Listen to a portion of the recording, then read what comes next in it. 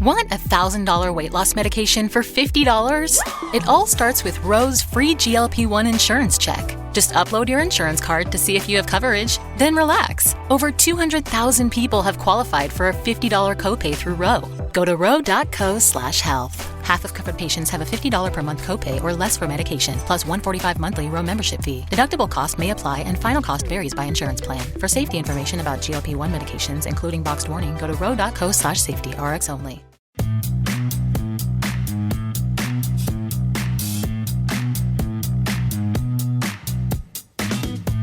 Live from the back of Ruth the Realtor's car, it's the Stacking Deed Show. I'm Ruth's neighbor and part-time mechanic Doug, broadcasting live from the spacious, luxurious, super roomy trunk recording studio. On today's show, get ready to learn how to manage multiple types of properties in different locations with Antoinette from Fearless and FreeFi. She even tells us how she converted one of her rentals into a residential assisted living facility. In our headlines, we talk commercial properties and foreclosures and how you can position yourself to take advantage of some opportunities. Plus, we'll take a question from a deeder about how to avoid being ghosted by contractors. And then I'll share some fire trivia. And now, two financial surgeons ready to operate on your bad money habits. It's Crystal Hammond and Joe Saul Seahai. Good morning. Scalpel, please. Scalpel? Get it? I do not get Am I it. Get it? Does that make me the candy striper here? Oh, yes. Hey, everybody. Welcome to the Slow Guy in the Podcast. Good morning. Good morning to you. You made it. Yes. What we're wondering is how Doug's doing. Doug, how are you doing? Surgeons and candy stripers and all of the medical professionals. Everything in the whole vertical stack of medical industry, I need all of them to care on me right now. Ginger ale. That's what you need. Yeah. In Michigan, it was always Verner's. Your mom would give you Verner's Oh. ginger ale and saltines. Yep. Saltines. There you go. See, my grandma would go right to the whiskey. Well, I didn't say there wasn't always anything whiskey. else in the Verner's, Joe. It was always, and now you think about that medicine. They're like, are you trying to make me better or just trying to make me shut up? Like, what? Oh, that's a good one, too. You That's know? a good one, too. Let's just make him go to bed. Hey, Crystal, we got a great show today as we Yes. drive around Texarkana. We've got Antoinette joining us. As Doug so eloquently said, we're going to hear her story. And Crystal, as you already know, because we prepped for this, believe it or not, it's a hell of a story. Yes. She's hopefully going to share some numbers with us so that you can see exactly what the numbers look like when you are getting into some different kind of her real estate endeavor. All that, and we've got a fantastic headline. So, Crystal, why don't we dive in? Our I headline. can't swim. Just kidding. Our headline today comes to us from the Wall Street Journal, and it's written by Conrad Putzier. Conrad writes, "The clearest sign yet that commercial real estate is in trouble. Foreclosures are surging in an opaque and risky corner of commercial real estate finance, offering one of the starkest signs yet that turmoil in the property market is worsening. Lenders this year have issued a record number of foreclosure notices for high-risk property loans, according to a Wall Street Journal analysis. Many of these loans are similar to second mortgages and commonly known as mezzanine loans." First of all, let's dive into this idea of commercial property, because Crystal, if you're going to get into the commercial space, all commercial is not created equal. I mean, specifically, I think the problem that you've got big problems in office space land. And then secondly, you've got some problem in retail world. Oh, definitely. It's funny. I hate to see articles with typos. They said it's getting worse, but did they not see that TikTok when the lady said it's getting worser? That's the new word. You say Yes. worser, You're but supposed to say worser.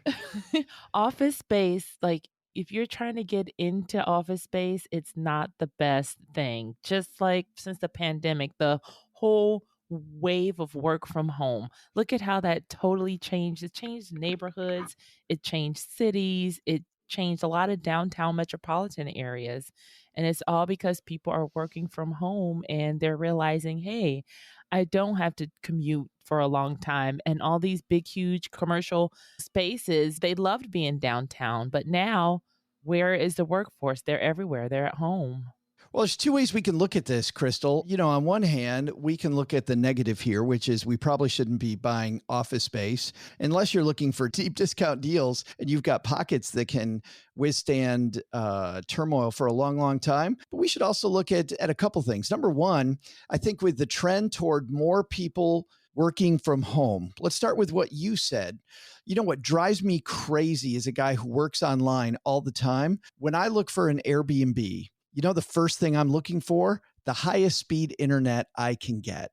And I have picked places because they have better internet because I work from home, because I work from anywhere.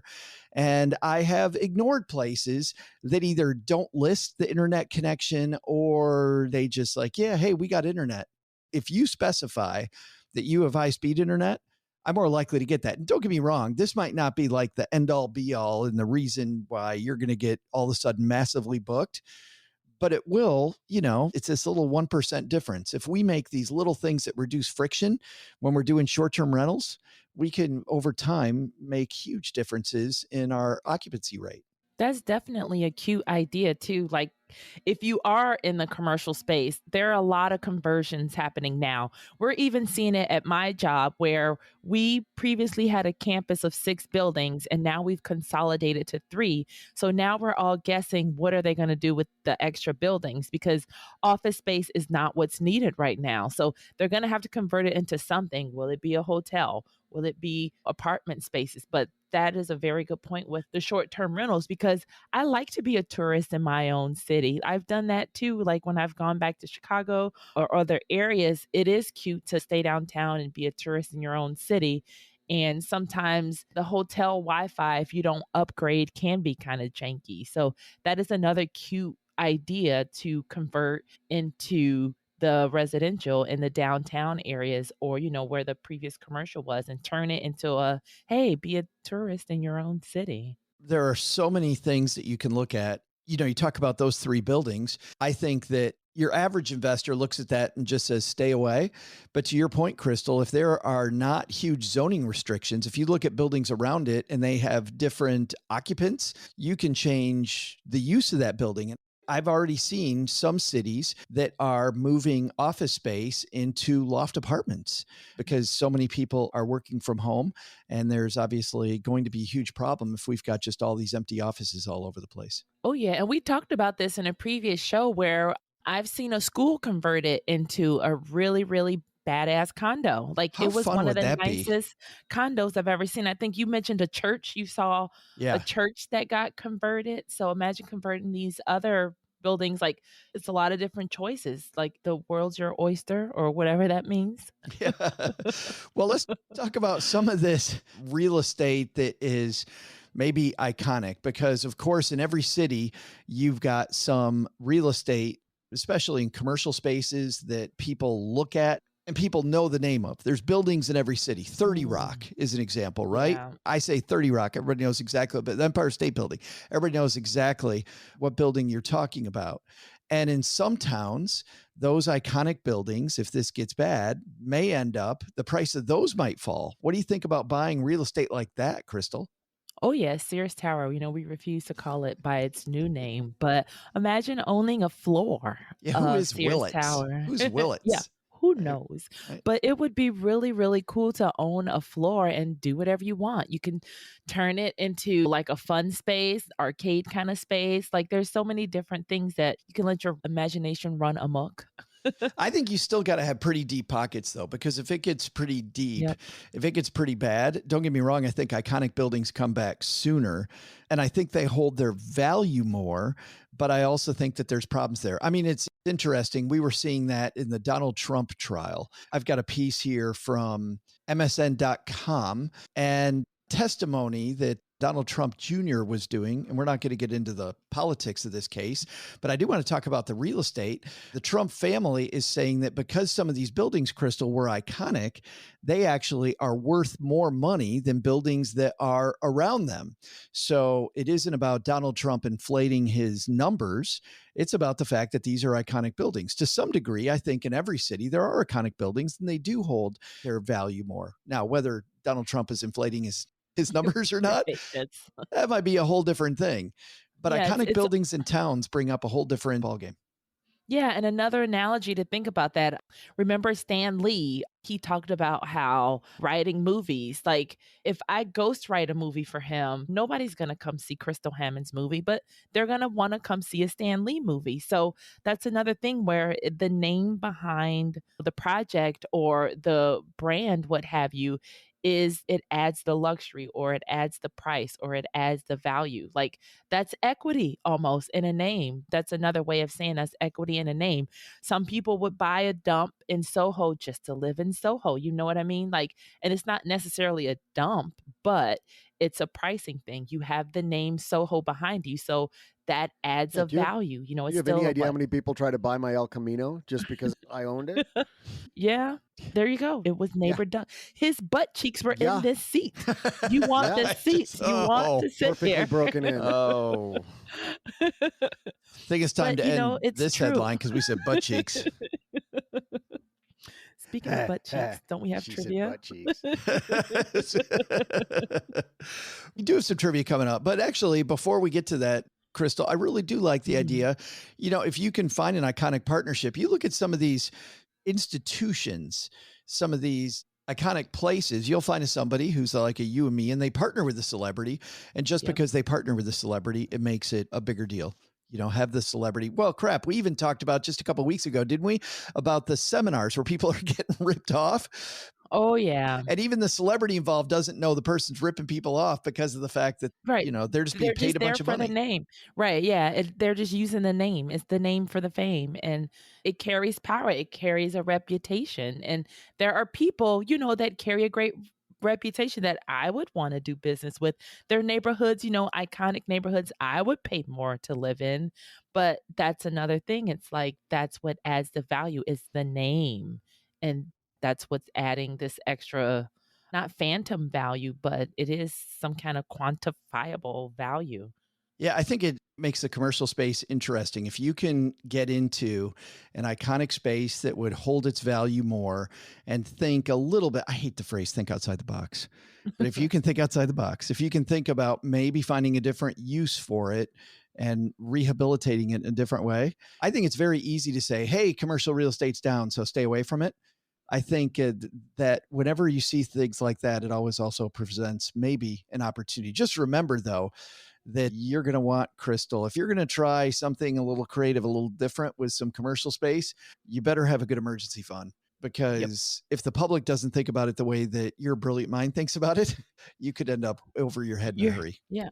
Well, you're heading to WeWork land. Look at that. That's been in the headlines lately. So Great point. You really need to think, because the last thing you want to do is run out of money also in your big project. So again, let the numbers do your talking. So you want numbers from A to Z, and you want to spell out each scenario of, okay, what if people hate this idea? What if people love this idea?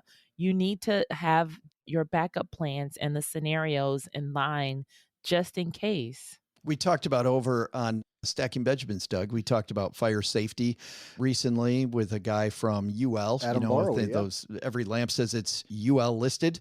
You always should have two exits. I think it's the same, Crystal, though. You should always have two exits, right?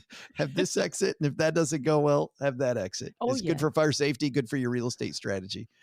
Coming up, we met this woman at FinCon, which is the Financial Writers and Creators Convention, I guess, Crystal, you call it. Right. It used to be bloggers, but we're a lot more than bloggers now. Video, podcasters, it's Financial Creators Conference, Financial Media. Thank you, Doug. There we go. We got Doug as the translator here today, too. Thank you. We met this wonderful woman, Antoinette, from Fearless and Free FI for Financially Independent. And she's a dynamo. And hopefully, as Ruth rounds the corner here, maybe we'll get lucky and we can talk to Antoinette, who I think might be wandering the streets of Texarkana as we speak. But while Ruth searches for our next guest, Doug, you've got an important day in history today. Sure do, Joe. Hey there, Dieters. I'm Ruth's wrench-wielding repair guru, Neighbor Doug. And on today's date in history, an iconic cartoon aired its last episode. Two guys on a sofa watching videos. He said watching. That's right, Beavis and Butthead aired their last episode way back in 1997. These two characters, created by Mike Judge, lived in the Texas town of Highland. Here's today's question. With a big cartoon like Beavis and Butthead, you'd think Highland home prices surged in the 90s. Well, did they? What happened to the prices of homes in Highland, Texas from 1990 to 1997? Did they rise or fall? I'll be back right after I go help Ruth get her blinker working. I said blinker.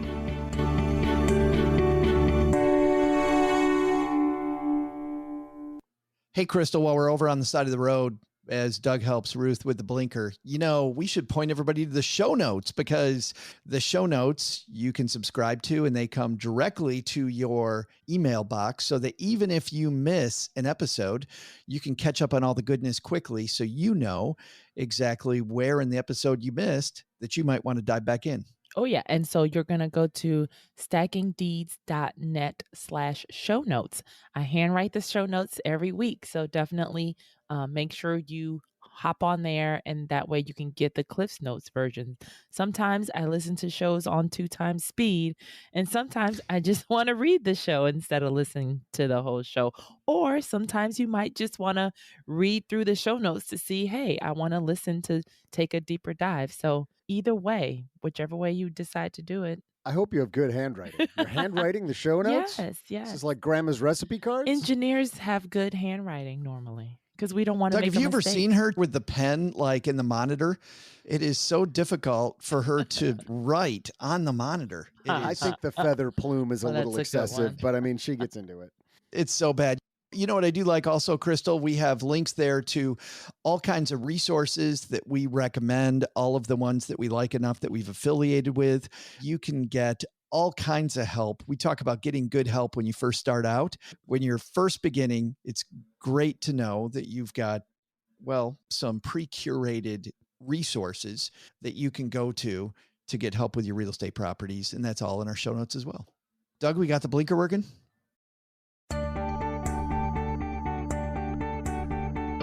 Sure do, Joe. Hey there, Dieters. I'm Blinker Fixer and Beavis and Butthead fan, Ruth's mechanic, Neighbor Doug. Because these iconic cartoons cracked their last double entendre back in 1997, we're paying tribute. I said crack. The creator, Mike Judge, was a busy guy. He actually also created the equally iconic King of the Hill cartoon and Office Space. Office Space reminds me of working with Ruth. Next time she tells me I missed a day out showing houses with her, I'm going to say, I wouldn't say I've been missing it, Ruth. Then again, maybe not. Ruth gets a little cranky. Let's get you to today's trivia. Beavis and Butthead lived in the town of Highland, Texas during their long reign on MTV. So I asked you this, seeing as how there was a hit show based on the town, what happened to housing prices in Highland from 1990 to 1997? Did they rise or fall? The answer? Well, believe it or not, prices stayed exactly the same. The exact price of houses in Highland was zero, because Highland was a town that Mike Judge made up. Slide in your answer? High five yourself.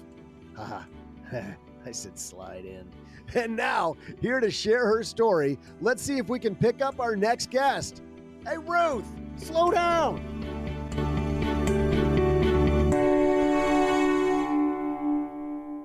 Oh my goodness, Crystal. I think it's the woman I met at FinCon, Antoinette over there. Ah, yes. She looks familiar. From Fearless and Free Fi. Yes. Hold on, Ruth. Okay. Crystal, open up the door. All right. Antoinette, Hey guys. Hi. what are you doing just walking around town? Taking a stroll, enjoying the weather. Well, I'm so happy that I got to meet you at FinCon and heard just a little of your story. And I was also glad when you told me that you'd be happy to tell us more of your story. So thanks for doing this.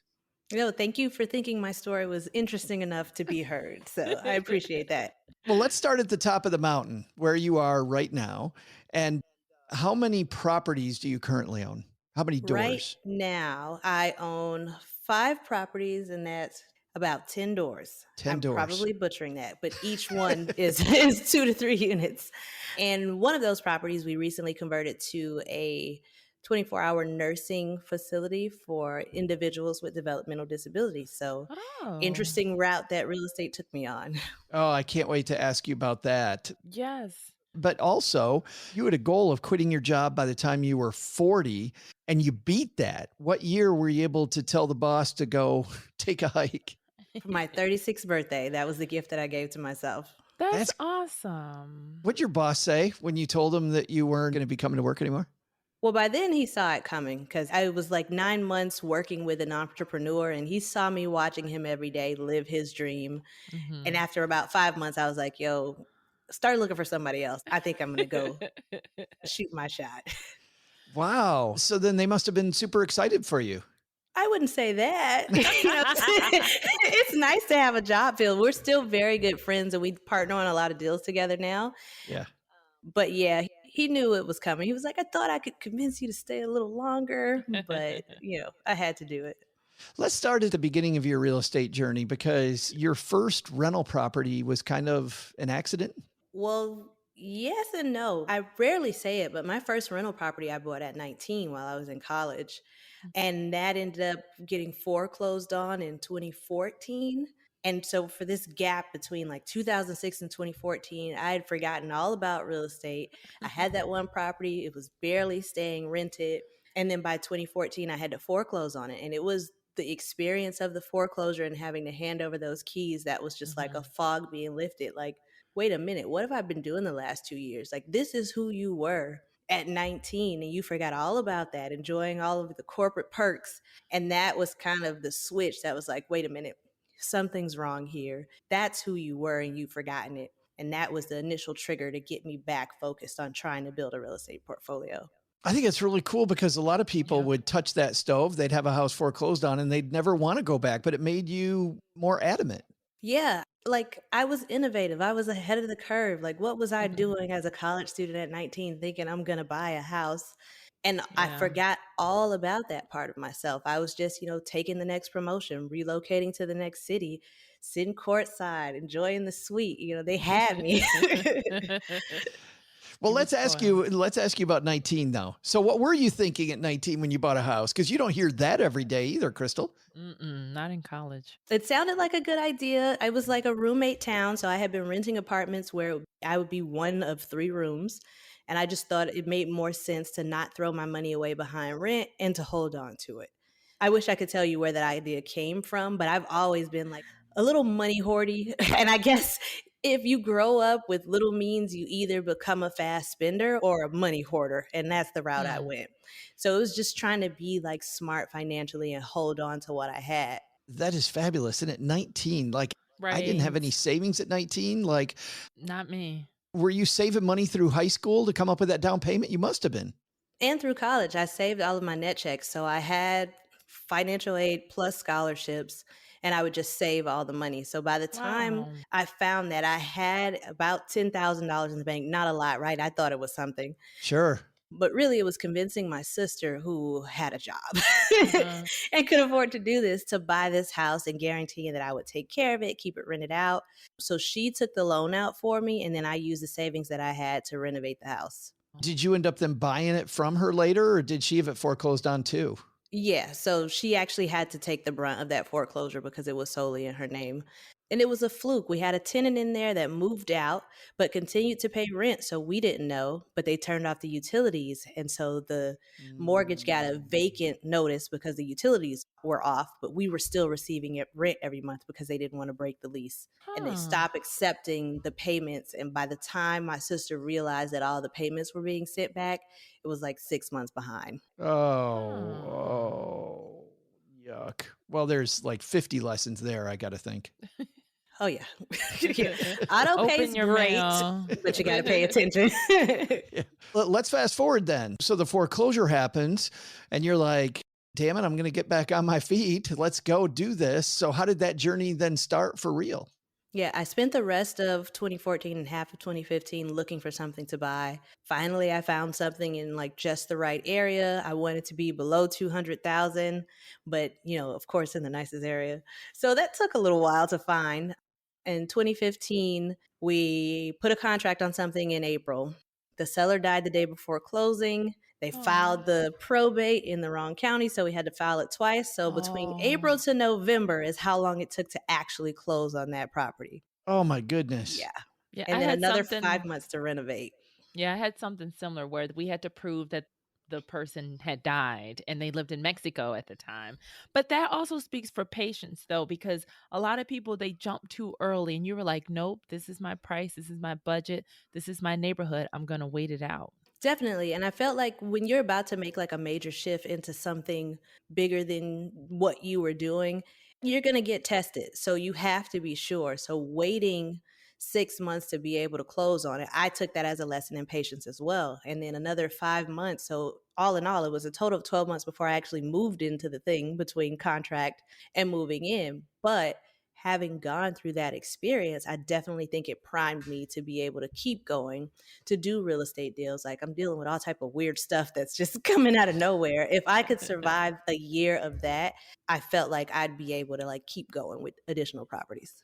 For the renovations, like, so how much work did it need? Like, did you get it at a lower price because it needed work? Who did the work? Like, Yeah, let's talk about. it had been empty for 5 years. So it was your classic, pink tile bathrooms, blue-green carpet. Oh, be pretty. It didn't have a kitchen. There was just like this empty space in the middle of the house where a kitchen once was. So it required quite a bit of work. And because I didn't have quite a bit of money, it meant that I had to do the work. My boyfriend had to do the work. I had like a friend that would come over after work to teach us how to do stuff. And that's why it took so long, because it was us on YouTube and Google trying to learn how to hang drywall and like completely change the layout of a house. So I definitely understood from that project why you pay contractors, but it was a necessary experience. How'd you pay for the renovation costs?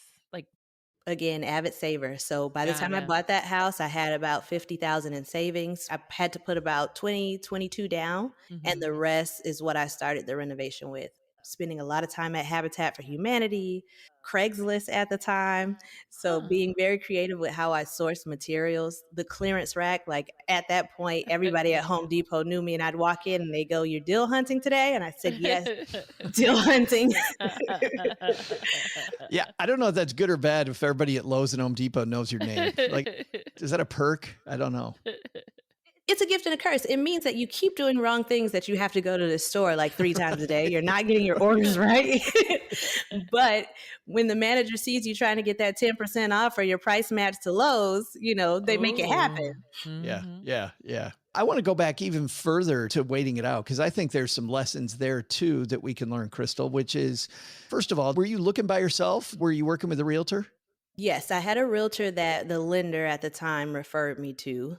So I just went with who the lender recommended. And she was actually very good, very patient with me. There would be a lot of homes that we'd ride up to and I'd roll the window down and just shake my head and refuse to go with them. So it took us 9 months to find it, and she stuck with me the whole time. Well, that's what I was going to say, because a lot of realtors, man, 9 months, they're not going to. Was she trying to push you to move on some properties? No, she never pushed me to move on anything. But this house, by the time we found it, I was kind of tired and like, maybe it's not a good idea to get a fixer-upper. I think I'm just like over searching. And she reminded me, she was like, "No, you said you wanted XYZ. You wanted to be in this area. Don't be a, starts with a P, ends with a Y. And, and stick to what you said." And that was the only time she pushed me. Don't be a puppy. Exactly. Yes. But I like the idea of setting your sights on a certain neighborhood and not being the queen of the neighborhood. Because, Crystal, you see people when they buy real estate, they make this, they'll find a fixer-upper, but it's the gigantic house on the block. It's the best house on the block. And your upside potential then is hindered by the rest of the block. I picked the smallest, ugliest. I was in a very expensive neighborhood renting, so I drew a 1 mile radius and I call it off Baldwin. Like I was in Baldwin Park. I couldn't afford to be in Baldwin Park, so I'm just like across the street. Adjacent, Baldwin Yeah. adjacent. 1,000 square feet, empty, 5 years, but it was totally worth it. That's fabulous. Do you still own that house? I still do. Yeah. Nice. And did that end up being a long-term rental, or because I know you do a lot of short-term rentals, right? Yes, so that was where we started short-term rental. I lived there for about 9 months before I started building a roughly 700 square foot addition on it. And Okay. I laid the Mm. addition out as if it would be a one bedroom, one bath independent apartment. I overdid that side. And so I ended up moving over there and posting the 2 bedroom on Airbnb just to test it out. But it was like immediately after the first reservation, I knew that there was no way I was going to do long term. It was going to be short term. Why is that? Tell me about that math that you did. Well, it was a 3 night reservation and I had it listed, let's say $100 a night. So for 3 nights, I go crash at my boyfriend's mom's house. I come back, I open the door and it was like no one had been there. Just Wow. no wear and tear. The level of respect of the home, and it's just different. I've had a 12-month renter before. It Wow. I have resulted in too. foreclosure, and the way it looked when I had to go empty it out, I never wanted to experience that again. But it looked like they hadn't even been there. They Mm. washed their own dishes. So it was just the limited wear and tear and being able to live on site while have that side pay for the mortgage completely and I could live rent free. You couldn't beat that. That's fantastic. But on the other side, people have talked about how the landscape's changed over the last several years. So that was what, 2015 that you were Yep. doing that? hmm How has the short-term game changed over the last 8 years, or has it changed? It definitely has. When I started, there were no regulations in the city of Orlando. And the city of Orlando is different than Kissimmee, like that Disney, Osceola County area where they are a vacation rental economy. Within the city, there were no regulations. So it was like the Wild Wild West. You could do whatever you wanted. But by 2018, they had rolled out regulations and they required you to live in the house while hosting, which worked because it was a house hack. I was living in it while hosting. But as the years have moved on, it started to get more complicated to renew my license every year because I had moved out of the house and they don't want you to take an entire single family and convert that to short-term rental, which is the motivation behind exploring other opportunities to match that income because you couldn't go back to long-term if you start at short-term. It's just the Oh. math don't math. Yeah. So that's why we started exploring assisted living options and ultimately ended up on doing a group home. Got it. But that wasn't the next move. Tell me about, so this one seems to be going really well. You're living in one, you're doing short-term rental on the other. How did you decide to do a second house? Because really, the second one, I think, is where the machinery kind of starts running, Antoinette, right? Yes, yes. So I think that one was like our first full year of Airbnb was 2018. By 2019, I had gotten a couple friends and one of my neighbors also into hosting. But that neighbor was like a neighbor we looked up to when we were remodeling our house because they had the nicest house in the neighborhood and they were investors. So we're trying to be like them, but they're telling their friends about what we're doing and how we're budding real estate investors. And I was like, okay, I think I'm gonna be a real estate investor now. So 2019, I went to like a wholesaling conference. I was researching, I was listening to podcasts all day. And by the end of that year, a neighbor in my childhood neighborhood in Miami mentioned to my mom that she wanted to move, but didn't think she could put her house on the market because she doesn't want to fix it up. And I was like, oh, I know what this is. That's a wholesale. So I got her on the phone, gave her the business. Everything I learned in that conference, I laid it out. That was the first investment property that I actually purchased. And we did it as a wholesale deal. And ultimately, what I like to call an ice cold burr, because within 45 days, I had it renovated and refinanced with every dollar in the deal back in my pocket. Wow. Nice. Congrats. How did you do it that fast? So the moment I closed on the house, I started the refi application. But I took a loan from my LLC and loaned it to myself personally. So I was able to refi right away. If you do a flip or if you're trying to pull cash out, you have to wait a seasoning period. But because it was going from one name to the next, I didn't have to wait for seasoning. So I started the application right away and just didn't schedule the appraisal until we were far enough along in the renovation. When did you know that you needed an LLC, or when did you get your LLC? I got the LLC in probably 2018, but I'm a business major. So I at least had the advantage of understanding some basic stuff about business and business structure, having studied that in college. Well, and you can also tell that from the first house to the second, like, I mean, to your point, not just wholesaling, but Antoinette, all the stuff you've been listening to in podcast, you're just laying that all out now, like Yes. working this system. That house then, did that also become a short-term rental? That one stayed long term because in Miami, the rents were high enough that it kind of worked out the same between having a long term tenant or doing short term rental. Of course, all of my single families, I just drop a wall down the middle and split them in half, but keep a door in between so that it's still single family, but I can rent it separately. So that works as 2 units as well. And I didn't want to go back and forth. I didn't want to have to establish a cleaning crew down there. I wasn't aware of those regulations. So I took the lazy way out and just did long term. Well, but still, I mean, I don't know if it's lazy way out as much as No. it sounds like practical way out.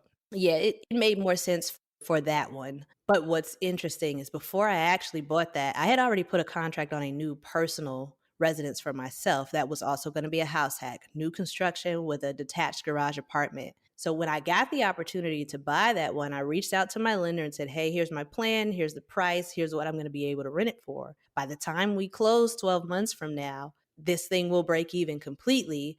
Am I going to be okay in terms of like my approval for this primary home? I got the thumbs up. And so I moved forward with that. So November, December of 2019 was the first investment property. And then I closed on that new personal April 2020. Was it hard juggling 2 projects at the same time? Not really, because the new construction, that's their job. I didn't have to do anything. Just show up to the meeting and be like, yes, I like that. True. But for the one in Miami, I did just go, like, it was directly across the street from my mom. So I just went there for a month, stayed with my mom so that I could manage that project every day. Did that have a lot of renovation? Not a lot. Just the addition of the second kitchen. Yeah. Adding the wall. So us being able to turn that around in 45 days, it wasn't that much that needed to be done, just some light cosmetic stuff. How have you created like a team around you of people? Because now I'm sure you've got people in construction you work with, contractors. Tell me about building your team and maybe some shortcuts for our deeders, Antoinette, to help them build their team. For sure. So the first house in Orlando, it was, again, the nicest house in the neighborhood. Yeah. We would stalk it, but one day there was a car in the driveway, so we went and knocked on the door. Made friends with him, and he was construction adjacent. He had rental property, so that first house, we used all the subs that he referred to us. I pulled the permit as a homeowner and then used all of his subs. For the house in Miami, by that point, I had decided I was going to be a real estate investor. So I saw someone that I went to college with mention that they were real estate investing and they were local in Orlando. I invited them to dinner. We chatted. I would keep in touch every couple months. He was from Miami. So when I got the opportunity in Miami, I called him, was like, hey, do you know anybody there that you could refer me to that would help me get the work done? So that project was done with a contractor that he connected me to. Oddly enough, that next year when I got fired, he was who I called that gave me a job opportunity to hang out with him for 9 months before I ultimately like jumped out and did my own thing. So relationships, the same subs and things that I've worked with on the first project, like they're still my friend. I can still call them and they'll show up for me. We keep hearing this over and over, Crystal. The relationship game is really, truly the real estate game. It's a people business. Yeah. It's definitely a people business. I want to go back to the LLC stuff too. So what is the role of your LLC? Like, did you buy any properties in the LLC name? Do you use it just to run your real estate business?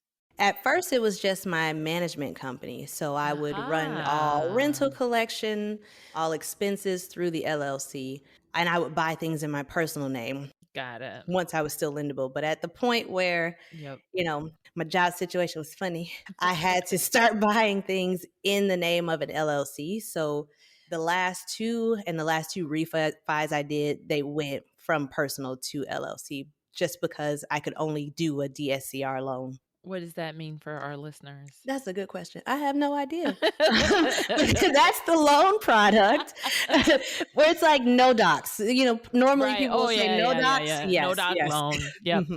That's the term. And what about your lender, it being in an LLC instead of your name? Like, did you use a lender you were already familiar with that already knew your track record? Or was this a Honestly, I've new? had to use a different lender on every deal. I will shop Hmm. every time. I'm Okay. going to call 5 to 10 of them, and I'm going to go with the one that has the best setup. I would love to have a lender that I could build a relationship with, but each time there would be something that went awry that wouldn't allow for that to be advantageous the next time. So I've used a different lender Huh. on every deal. That's a good point of shopping the lender every single time. Well, I like that, instead of maybe having a relationship with one, then Yeah. Antoinette having a relationship with 5 people. So it's like you got 5 speed dials that Mm-hmm. you can work with. Yep. And they send follow-ups like, hey, you got any deals you're doing? I'm like, I don't know. I'll let you know. The lender that I have, they're beating you by a couple points right now. And I like to let them know what their Right. competition Yep. is doing. Well, Nice. no, that's smart. That's smart strategy. I want to go back to Airbnb for a second, because when you start managing a few of these and you've got bookings going on, I mean, in some ways you're competing against Marriott. What systems do you have to help you manage short-term rentals? It used to just be all manual. So I would only get properties within one neighborhood so that I could move through them quickly. Now we fancy, we use Guesty, which is like an Yeah. online platform where we can see Mhm. all the listings in this one space. We use Price Labs now to do automatic or dynamic pricing based on demand in the area.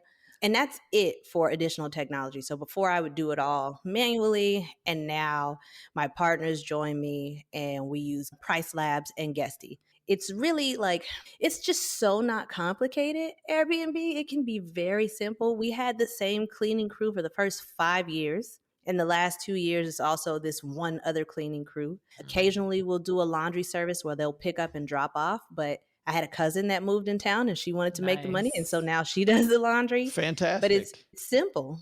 That's fabulous, because I think relying on, having those systems, especially with multiple bookings, is so important. I couldn't imagine doing it manually now. I just couldn't No. couldn't imagine that. And plus, the dynamic pricing you're able to do, Antoinette, I think is pretty kick-ass. Yeah, you still have to go in because there's just going to be local knowledge that you're going to have that faster than the app can catch up to. Sure. But after you overlay that, the dynamic pricing is actually pretty on point. We've heard in different cities around the country, it's been dynamically down for short-term rentals. Have you found it dynamically down, or has Orlando been pretty steady? So I will say that it's not down. It just went back to normal. It's like for a brief moment, 2020, Uh, 2021, you had like a COVID level of I'm happy to be outside travel.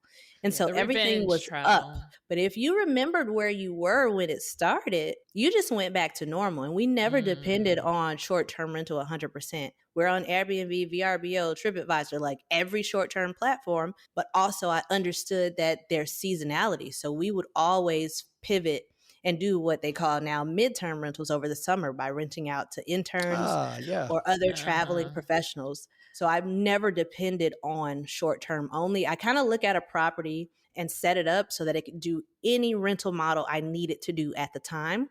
And I would flex back and forth through all of them year Mhm. round. That's fabulous, because Orlando in the summer's like living in the surface of the sun, isn't it? It is. I see these people taking their families to Disney, Crystal, in like July. I'm like, what the hell are you thinking?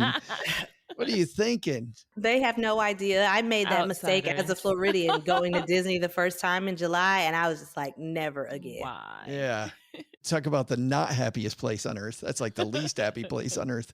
Let's talk about when you were talking about the nursing home. This is Mhm. fascinating to me. Tell me how that came to be. So in 2020, when I got fired from my corporate job, I went to work for that contractor that I had been networking with that I met off Facebook.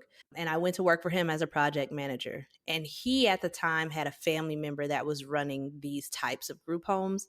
And he and his wife were considering doing it as well. So I totally Oh. stole the idea from him, had not heard of it, no awareness prior to that. So within a year of us working together, I bought a home that I knew I would use as the group home moving forward. But in the meantime, I set it up and operated it like an Airbnb so that it could pay for itself while I went Mhm. through all the applications and regulations that I had to go through to get licensed to operate. How many bedrooms and baths is that place? That particular house is a 6-bedroom, 3-bath, but Got we it. only use 3 bedrooms and 1.5 baths to operate the business out of. And I use the back half as like office or training studio and live in for a nurse. And that was my question. Now Oh. you're dealing with professional help. So you operate the facility as well. Yes. So it is definitely a pivot. It's like real estate adjacent, right? But you're Yeah. not a real estate investor anymore. You are No. now running a medical facility. Right. So you're learning a new set of skills, you're learning new governmental bodies, new regulations. It's all new learnings. I have a staff of 10, a mixture of LPNs and CNAs. I don't have a medical background in any way.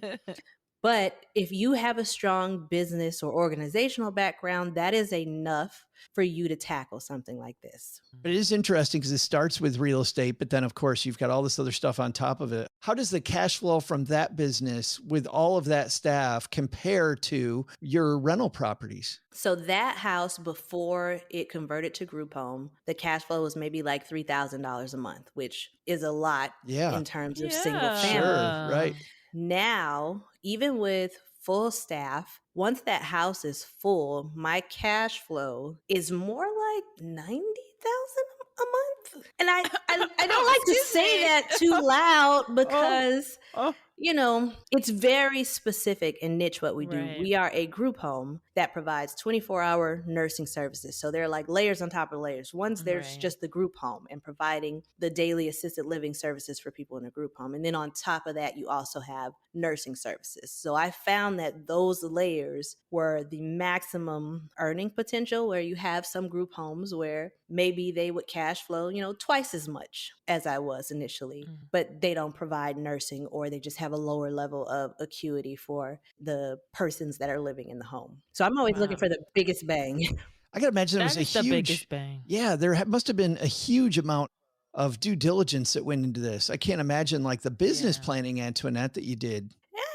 The timeline. It was sounds more complicated than it ever really is, because there's nothing out there that's going to help. Going on your agency's website it doesn't make any sense, and it's one of those things that you just have to get in it to go through it. It's the only way, and you'll figure it out in the middle of it. So the estimates that I had starting it do not compare at all to what actuals have been, but the estimates were enough to like explore. Sure. And I'll say it probably took me 2 years worth of time to navigate this whole thing and put my applications together and get all my different licenses. But looking back at it, it's not that serious. It's not that hard. It's not that difficult. If you can read and fill out an application and you're fine with calling and following up and asking questions because you have to piece some things together, it's totally worth all that effort. Well, yeah, for $90K a month, yes. My head about Joe, exploded when you I said know. that. I quit, actually. I I'm know, going to do she's- my research now. I And- quit everything. I'm quitting everything. You're giving up all that big podcast money, Crystal? I mean, Yes, those pennies. That's right. So, Antoinette, you were fired in 2021. Financial independence was 2022? 2021. I got fired in 2020, August of 2020. 2020. And that was the second firing, because I did also get fired in like 2017, but we didn't ask about that. I was a bad employee, basically. You clearly But weren't made to work no, for other I- people. I wasn't. But listen, I love how being fired can be the best thing that's happened to you, because it's happened to me a couple of times, and I boo-hooed, I cried, not knowing what was coming up next, what that was freeing me up to do. That's so coming funny, forward. Crystal. The best thing in my life, I'm not the best thing, but one of the best things was being fired. Like it was a huge, like, I do not want to work for somebody else. Yeah. The reason I got fired was a word that starts with a B.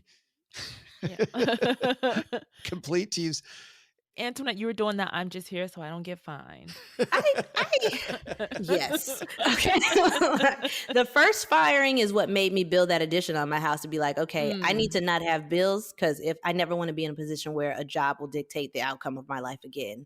So the first firing led to the addition and Airbnb to begin with. By the time I got fired the second time, it was like, I was about to leave y'all anyway, but you got me first. All right. Like, it didn't even matter. I went and worked with my friend as a contractor because I'd always been interested in it and thought that was something I wanted to pursue. But in doing it, I understood fully that that was not my path. So yeah, then 2021, I called it and went off on my own. What do you think is next for you? I think I'm going to focus solely on the group homes right now. I'm converting all of the Airbnb properties to this model and doing it one at a time. And I think it'll take about a year or two per house. And then after that, I plan to use all the funds from that to just funnel them into buying large commercial assets so that I can have truly passive income. So I can retire, like for real, for real. I'm very bad at being retired right now because I keep starting businesses. But if I can funnel this heavy cash flow into some commercial assets that can truly be passive, then I'm really going to like do as much nothing as I can I allow heard myself. that. That's awesome. Yeah, I don't know though. You're not gonna do nothing. Yeah. I'm Let's not, just but I be might, real. become a yoga instructor. I'm going to not do anything for Got 'em. money. That's the goal. Gotcha. Well, I want to just hop back quickly to partnerships because you did say one of your previous bosses, you've done deals together. So, Mhm. what do you look for when you're partnering with people? I was mostly anti-partnering, quite honestly. Mhm. I wanted to control everything, which meant you had to do everything, Yeah. but it was easier. And I was fine with growing very slowly and having a small portfolio to maintain the simplicity of not having to navigate a partner relationship. But Mhm. after working side by side with him for 9 months, we became really, really good friends. And he actually invited me into my first flip. Oh, So then when I got an opportunity to do the flip, I brought him back and now we're doing new nice. construction together. And it's just, Oh, we were great friends first. And I got to yes. see who he was fully. And I think that makes a great partner, like a full understanding of that person, having worked in his business or Mhm. watched him work, that helped me see him. I don't know. I've never like just met a partner for the sake of partnering. So I'm Mhm. not sure how that part works, but a strong friendship can sometimes work out to great Yeah. partnerships. And I think we do a really good job at communicating with each other and being clear that our friendship is first. So even when we get into disagreements on our deals, we're like, hey, I'm not about to lose a friendship over this. So someone will back off and be like, whatever. There are I love it. resources on your website, budget ABCs, a short-term rental inventory list that people can get. That's it, fearless and free. FI. You got it. Yeah, Fearless and free there we fi.com. go. Yeah. And if you just go /resources, you're actually right at the page.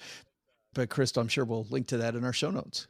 Definitely. Awesome. Antoinette, thank you for I mentoring our know. Dieters today. And us and me. Seriously, I quit. I'm not even giving 2 weeks. Bye. Thank you so much for having me. I'll be remiss. So, like the start of the group home, I actually made a like my own version of a reality TV series that I just Oh, dropped on yay. YouTube. Oh, cool. So you can see a little bit of the chaos of Yes. that, and chaos it is. I don't think we'd have it any other way with you, Antoinette. No other Exactly. way. Yeah, you just got to jump in there. Fun. You'll figure it out. Wow, what a great interview. She dropped a huge number, 90,000 per month. So people can't see, we don't do video for Stacking Deeds yet. Yes. But if you did, just when she said that 90,000 number, I looked at Crystal's face and then I looked back at mine and I went, oh, I'm making the same face Crystal is. I used to make 3,000 a month and now I make 90. I wasn't. Is that the WTF face? Is that what that face Yeah, is? on steroids. It's the WTF Totally was. face if it took steroids. Well, excuse me? What is that? But Crystal, you can't quit. You got to stay with us. Yeah. Oh, right. Yeah. I know the money's nearly as good here. Almost as good. I mean, you got me for at least another 2 years. She did say it took about 2 years to create that. But it also had me thinking about other things. They have post-surgery homes. So women who get different surgeries, be it BBLs or medical surgery, instead of going straight home where they won't have the extra care that they need, and then instead of staying at the hospital where it's crazy expensive, they have these homes too for post-surgery care. And then they have homes for postpartum where the women and babies can go to a home before they go home to zero, medical standby. So this really sparked my interest in, okay, what other kind of homes are there out there that you can convert rentals into? Well, And I love how it lined right up with our headline today. I mean, Antoinette did a couple things that we talked about. Number one, she looked at this single family house, looked at the zoning and said, you know what? I can easily make this 2 houses. There's 2 bathrooms. There's an opportunity to make a second kitchen.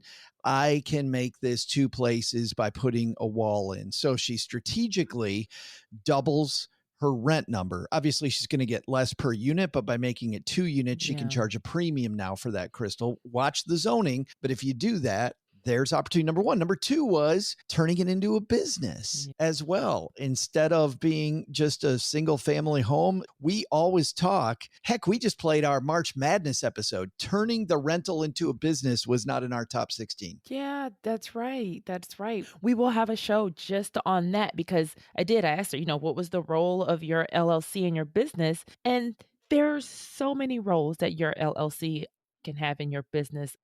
I think we just talked to Lisa Peterson about that. Remember how she said that her business pays her a salary and it's just based on what she needs for the month to cover her bills, but she keeps her money in her LLC. Some really smart planning going on there by Antoinette. Hey, at this point in the show, we would love to take your question. If you've got a question for us, how do people call in with a question to Ruth's Rotary phone? Yep, you go to stackingdeeds.net/voicemail and the phone won't ring. You can just leave a voicemail if you want. You can even type it in, but we want to hear your voices. Or you know what we should do? We should use AI. So if you leave us a question and you don't actually say it because we want to hear your voice, we can use AI to just have it create a voice and we'll just have an AI bot read the questions. That's a good idea. I'm a genius. We should have done that with today's email. Today we have an email that came from Lauren. Lauren says, I recently purchased my first home. Yay! And it's a 2-flat in Chicago. I get ghosted a lot by people who say they're coming by and have set a time. She must be talking about contractors, but they never show. Can you tell me if this is what I should expect? It's like 70% ghosting, or is this just too high and I'm doing something wrong? Just looking for some thoughts. Thank you. Thank you, Lauren, for the question. Yes. And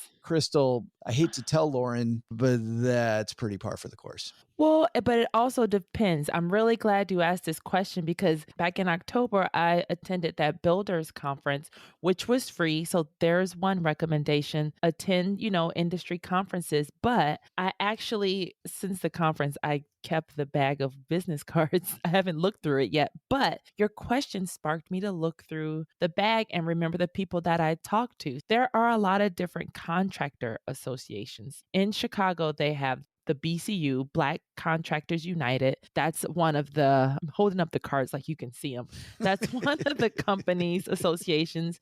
They got NAMC, the National Association of Minority Contractors, the Chicago chapter, and their whole shtick is access, advocacy, and development. And then they got the National Association of Black Women in Construction. So these are just a couple of associations that if you reach out to them and say, hey, can you send us 3 contractors to bid on, our project? They may have some leads for you. They don't want to tarnish their reputation because they're members of these prestigious organizations. They should show up, but it's tough. I went through it too. It is a good way to go because now you're putting pressure on the contractor to show up. It's just not you who's a nobody. The contractor doesn't know nothing. And by the way, they're going to want to find out as much about the job as possible. And most probably they're not showing up because they think it's a small job. And frankly, and this is why people like Mike Rowe spend so much time talking about the trades and about how we need more tradespeople is because sadly, Lauren, you need them more than they need you. There are so many jobs for tradespeople right now, and carpenters just, when our house is being worked on, right as we were moving in here, Crystal, speaking to our general contractor, even he is one of the top general contractors in town, was having trouble keeping help. And he said, frankly, the only reason he was able to consistently give help was not because of our job, which, we did a pretty big remodel of the house we live in. It was because he could offer them consistent jobs. So where Lauren might have one job fixing a kitchen one time, she's competing against a general contractor who says, I can give you 10 kitchens in a row. Who's going to win that battle? That's true. The frequent flyer. wins in that case. And also, it comes down to how specific is the job. Like, if they sense novice, then they're sensing, okay, this is going to make my job harder. So you want to be as specific as possible. You want to have as much information as possible. You want to be as detailed as possible to show, hey, I'm not a, Joe Schmo. Easy. Joe I'm right Schmo. here. I know you hear that a lot. But you do want to be as specific and professional as possible to show them, hey, I'm a pretty big deal that you're working with. So, take me seriously. This is serious, and this could lead to more and more in the Yeah, which future. brings up, we talked about getting creative during the headline segment. I think there's two ways to be creative here. I think, Crystal, number one, to your point, if you know somebody else that's doing work too, that needs work done, and you compare it and make it be, hey, maybe you get 2 jobs from this, and you and a friend go in and they fix Lauren's house and they fix Lauren's friend's house, whatever those 2 jobs are, it makes it maybe look a little bigger. The second thing is if you make it easy, if you make the job look real easy, hey, you can get in and out of here in a day. If you can make things easy for them, but if they got to move a bunch of stuff, if they've got to do the demo themselves, if they got to do more and more things, it's going to be tough. But I think those are 2 things. Find a thing to make it either a bigger job or make it really, really easy for them. Because if they go, oh yeah, if you're a nice person to work with, you seem easy to work with, and they can do it in a day because you made it super easy, you're more likely to get them. That's a good point too. It's attitude and personality. It could come down to that too, but definitely reach out to some of the organizations and plus, if they're a part of a professional organization, that's another good thing too, because that means they have a reputation and they can definitely, if they go sour, you will know about it. You will find out about it. But they also have these other places. I know we did get a bid we used BuildZoom. They will pair you with contractors for your job also, but they have a free version and a paid version. We went with the free version just to get a feel for what they would send our way, but definitely the professional organizations is a good The tool. ghosting stuff, Crystal, makes me crazy though. And I got to say this, if you're a contractor out there, and I know you're busy, and I know that the people that call you need you more than you need them, but they're sitting at their damn house waiting for you. And when you just ghost somebody, I just think that's horrible. Just have some, have some balls and just say, you know what? I'm sorry. My calendar's really full. How bad is that? And I might call you next time. You know what happens when you ghost me, Crystal? I am never calling you again. And I'm telling other people that you ghosted me. We had a guy that ghosted us when we got this done. We had, by the way, a guy who was not inexpensive. In fact, when we tell people about the person that worked on our primary residence, our house, who we had around Texarkana, they're like, ooh, Jason Antoinette, that guy's not cheap. No, he's not. We went for quality. I went for, you know what? I'm never freaking moving again. I want my house to be beautiful that I live in. It's not an investment. It is for my comfort because I hate moving and I'm not doing it again. So we went with this particular guy. There was another dude. I see him around town. It's a small town. He didn't show up. And I know quite a few people in town, and I have told people that this dude ghosted me. So I'm a nobody, even in a town like Texarkana, I'm a nobody in town. But still, Crystal, if you're a nobody in town, I'm a nobody, you still know people, and you're still going to tell 10, 20 people. Those people are going to tell people, and the word's going to get out that you ghost people. But even just be a good human being and just say no. Yes. Why can't you just say no? Yes. Well, that goes back to the part of the reason why I hired a realtor when I would look for new tenants, because I didn't want to deal with the ghosting. So that's another thing. You can always outsource that, your bidding, but you're going to pay. You're going to give up some money. You give up money. I pay a whole month's rent to the realtor to find someone, but that's because I didn't want to deal with the ghosting. I didn't have time to just sit waiting for people to no show. So I was like, you know what? I will pay a professional to do it. And she deals with less no shows because she knows how to navigate that space. So maybe if you hire it out to maybe your potential property manager, maybe they have a Rolodex of contractors that don't no show. And so that's another way to look at it. You're tapping into someone else's network. That's another great key. However, find somebody who's in the space who knows people personally. I had trouble one time getting a plumber, and then I knew a guy who was very respected in that space, and I got a plumber out the very next day. the very Nice. next day. See? And the guy just fit me in because I knew Bobby, Yeah. See? Yep. Lauren, thanks for that question. And I hope those are some great ways to maybe get some Yes. leverage. If you've got a question for us, make sure you call Ruth's phone. Again, Crystal, how do people do that? Yep. Go to stackingdeeds.net/voicemail and we will answer your question just like we did. And then definitely you can reach out again, like send another email. I read the emails. So let me know how it's going and if these tips worked or if you need some further assistance. Yeah, we love to hear the success stories. Yeah, definitely. Speaking of success stories, coming up next week, we're going to hopefully talk to Marve Morrow, who has another story, Crystal, of getting out of real estate and then hopping back in. And Marve's had some big success too. Yes, he has. Yeah, I can't wait to chat with him about why he got out, but what drew him back in. All right. Time for us to, I think, say goodbye, Crystal. Ooh, sorry. I hate this part. I know this is the unfun part, but I've enjoyed. Thank you, listeners who are still listening, that stuck around to the end. We got a lot of cool stuff coming up for you guys. So we got the Marve, we got some more people lined up. If you want to hear from different people, remember, we're here for you. So let us know who you want to hear from and what area you want us to delve into. And we'll just say no. We won't ghost you. We'll just say no. We won't, right. Oh, that's above our level of expertise. We know how to say that. All right, Doug. Man, a lot to parse here, but what are our to-dos from today's show?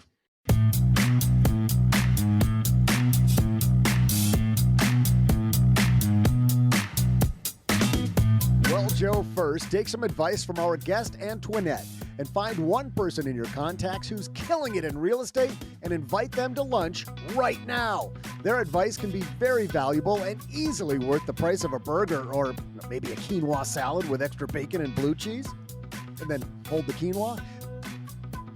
Second, avoid getting ghosted by contractors by reaching out to your local contractors association and organizations to get estimates and contractor recommendations.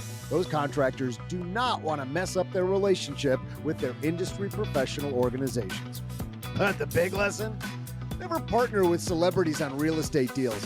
I partnered with Beavis and Butthead because they thought we'd make mad cash in real estate by buying a haunted house. But ghosts don't pay rent, and they stole our nachos.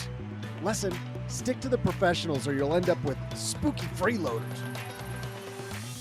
Thanks to Antoinette for joining us today.